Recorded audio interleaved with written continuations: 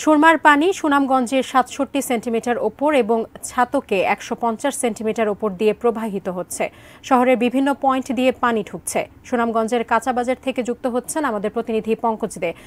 পঙ্কজ, যেহেতু সুনামগঞ্জে বন্যা পরিস্থিতির একটি সংকট দেখা দিয়েছে এবং তাতে আসলে কাঁচাবাজারের উপর কেমন প্রভাব পড়েছে বা কি খবর জানাবেন এই মুহূর্তে?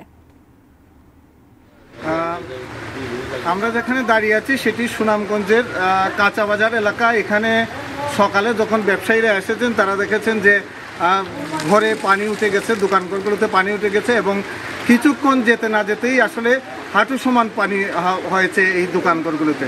সুনামগঞ্জের সবকটি নদীর পানি বৃদ্ধি পেয়েছে এবং জেলার দুটি নদী, যে প্রধান যে দুটি নদী সুরমা এবং কুশিয়ারা নদীর পানি, সুরমায় ৬৭ সেন্টিমিটার এবং কুশিয়ারা নদীর পানি বিপদসীমার উপর দিয়ে প্রবাহিত হচ্ছে। ছাতকে ১৫০ সেন্টিমিটার উপর দিয়ে বিপদসীমার পানি প্রবাহিত হচ্ছে।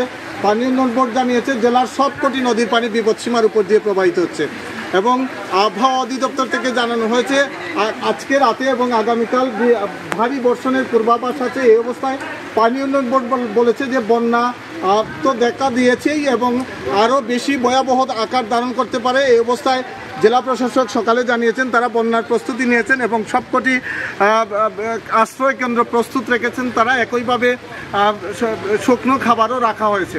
এখানে যেটি হয়েছে, সুনামগঞ্জের সুরমা নদীর সবকটি পয়েন্ট দিয়ে শহরে পানি ঢোকা শুরু হয়েছে এবং শহরবাসী মনে করছেন ২২ জুনের যে ভয়াবহ বন্যা সেই আকার এবারও ধারণ করে কিনা এই আশঙ্কায় আছেন শহরবাসী।